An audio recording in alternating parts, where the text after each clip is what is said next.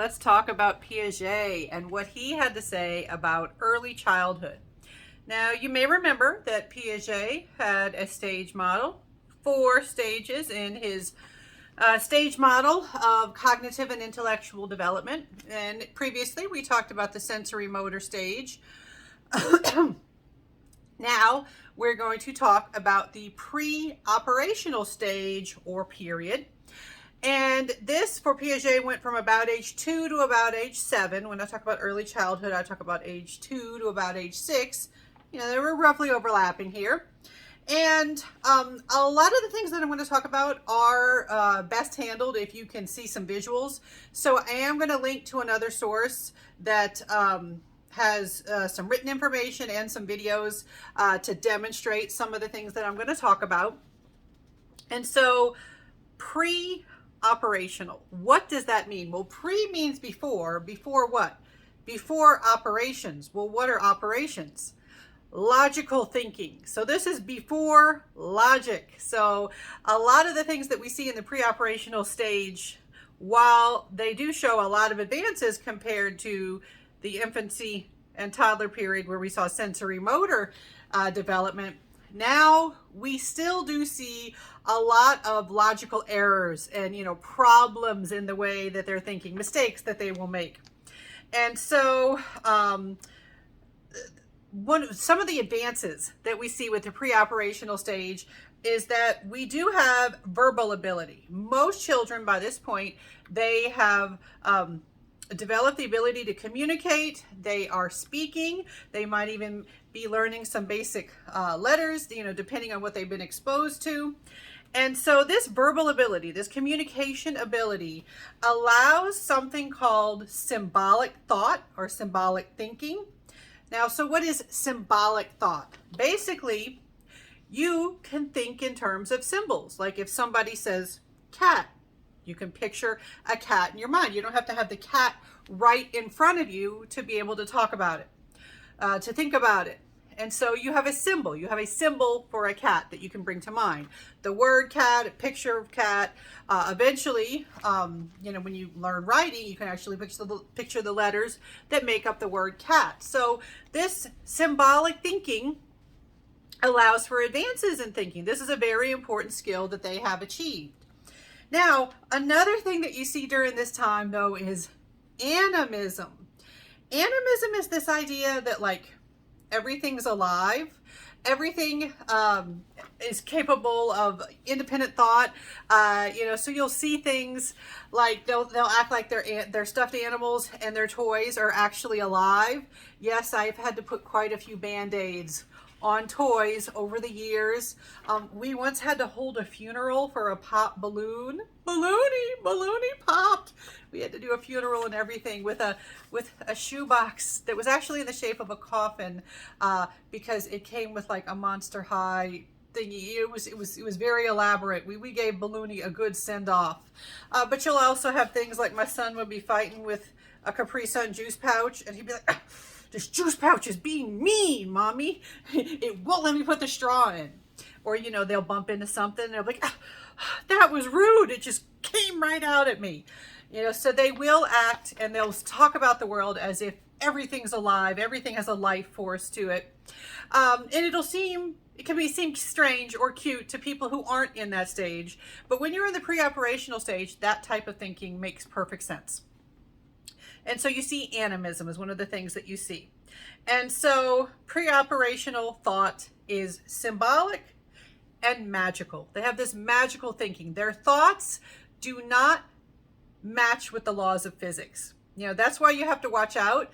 One thing we used to worry about when I was younger, when there were shows on TV with live action superhero shows, like the old Superman show, or even Wonder Woman, 1977 Wonder Woman. They would do amazing feats and that were not physically possible. And so a few kids that I know, they had injuries from trying to fly like Superman or trying to do something Wonder Woman had done that they actually couldn't do, and they got injured. So, we kind of have this, you have to watch out because they don't always understand physics and how things actually work in the real world. There's a little bit of difficulty with separating fantasy from reality. So their thought is symbolic and magical, not logical and realistic. Later, we'll get there. And so the thing about preoperational thinking is a lot of times it is defined by the mistakes in logic that they make. We will often focus on the errors that children make during this stage. And so there are various things that get in their way. Some obstacles to logic. One of them is their tendency to engage in something called centration. Centration, it has center in it.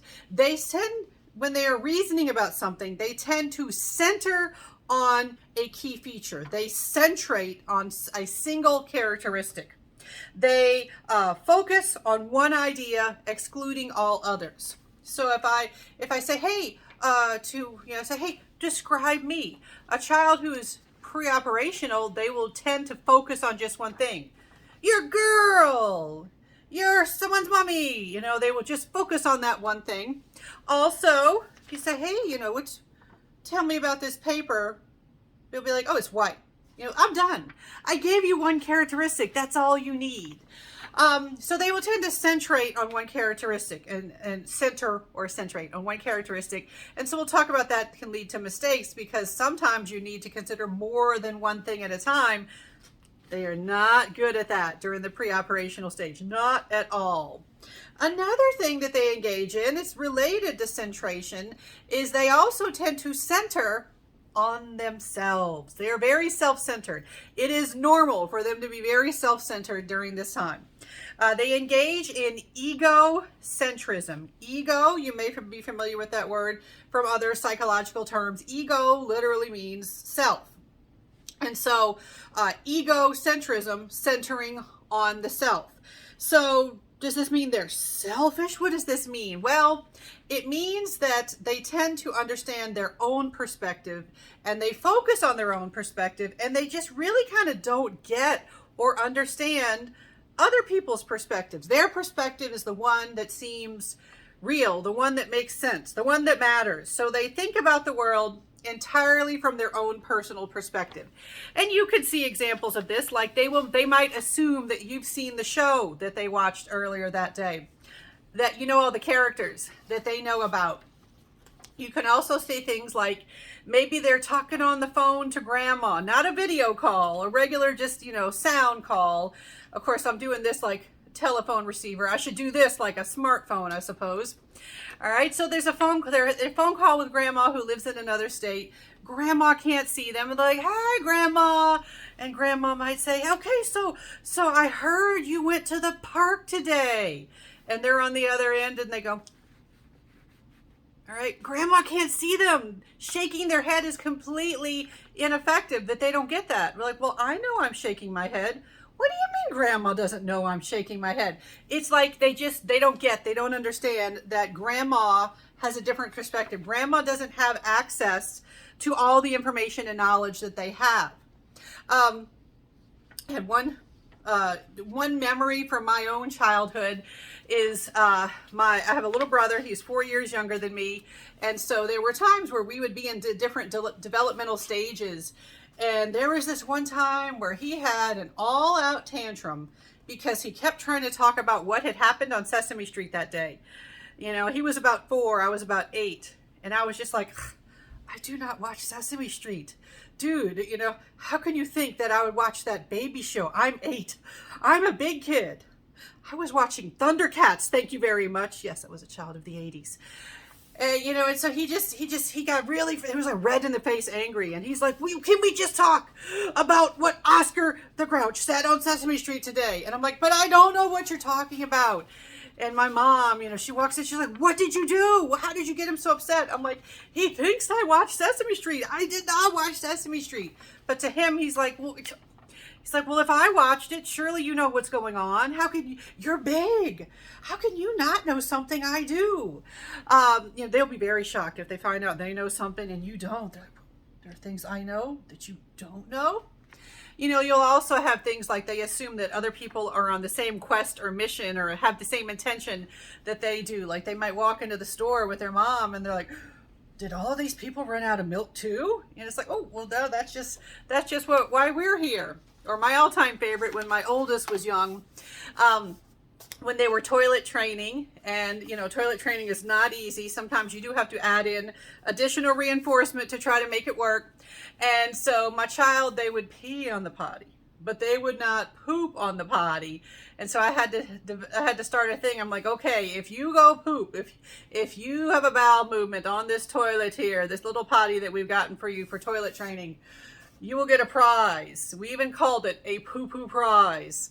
And it finally happened. And so we're going to the store to go pick out our poo-poo prize. And we're in line with another child who's getting a toy. And she turns right to him and says, "Did you poo-poo on the potty too?" It gave us all a good laugh. It's a good example of egocentrism. And so with egocentrism, the idea here, it's not that they don't care about others' thoughts and intentions. It's like they don't get it. It's really difficult for them to grasp that other people have other perspectives. Now, one way that we can measure this in a laboratory setting, there is this thing called the mountain task, or the 3 mountains task. And you set up this sort of like diorama with mountains with little things on the mountains. You can have little figurines and trees and things. And you ask the child to describe what they see. Well, the thing is, you have the child on one end of the scene, and you have an experimenter who's in a different spot. An experimenter who would see different parts of the diorama, the exhibit. And so they say, okay, tell me what you see. And then you ask the child, tell me what the other person sees. And when they are younger, when they are closer to 2 rather than 6, they will exhibit egocentrism typically by assuming that the other person sees the same things that they do. They will not exhibit understanding that there are some things that the other person can't see because of where they're standing. These are ways that we measure egocentrism. Now, another thing that children during this time period will engage in, according to Piaget, is they will focus on appearance. So they will focus on things they can see when reasoning, with making decisions, when thinking. They ignore all attributes that are not apparent. So this can include things like they might see a really tall person and a shorter person. Maybe the really tall person is the younger person. Maybe the really tall person is 20 and the shorter person is like 50. And you might tell them, hey, which one of them is older? And they won't even stop to ask, hey, how old are you? When were you born? They will just look at the taller person and they'll be, taller appearance, I can see that. They're older. They will centrate and they will focus on appearance. All right, so those are some of the things that they engage in. What else? They also engage in static reasoning. Static, sometimes people are like, wait, what's that word static mean? We think of like static electricity or static on the radio, for those of us who remember listening to radio. Static is the opposite of dynamic. Static has to do with staying still. Dynamic is when you're moving. And so static reasoning is where they have difficulty grasping change. So the young child thinks that nothing changes. Whatever is now has always been and always will be. If you really want to mess with a young child aged 2 to 6, show them a picture of a grandparent. Show them a picture of like their grandpa's high school yearbook picture and say, that's grandpa. And they'll be like, grandpa's an old man. I say, yes, but grandpa was once this young, handsome person, assuming your grandpa was once handsome. And they'll be like, no, grandpa's always been old. Stop being ridiculous. They can also get confused with like how ages work. They might be like, hey, I had my birthday. I'm now the same age as my friend. Like, no, actually your friend has a birthday too. Your friend is always going to be that much older than you. And they're like, no, I finally caught up with them. I'm finally as old as my friend. They will get confused by those things. They also can't picture things going in reverse or being undone. So they exhibit irreversibility. They can't imagine things being undone. So if they imagine like going backwards in time, they're related to what we were just talking about, that will confuse them. And they can't imagine things like messes being cleaned up or things being fixed when they're broken, or even hair growing back after getting a haircut. They struggle with figuring things being undone in some way. And so they think that nothing can be undone. A thing cannot be restored to the way it was before a change occurred. Change is difficult for young children. So things like moving, changing schools or daycares or preschools, it can be very difficult, very confusing, because they have difficulty thinking and imagining a situation that's not familiar.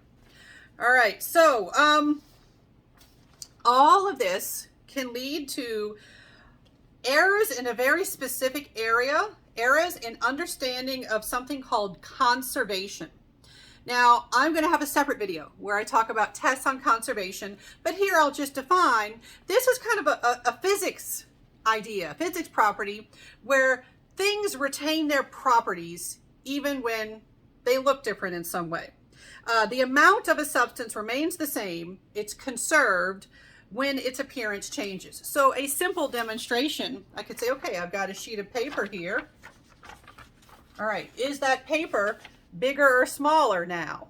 Now, hopefully, as adults, you're like, it's the same paper, you just folded it. But guess what? Young enough child, you can mess with them with that. They're like, you made it smaller now, it's smaller, because the appearance changed. They will not comprehend that the amount of paper has been conserved, that it's the it's the same, it hasn't changed. All right, so next video, I'm going to talk more about conservation.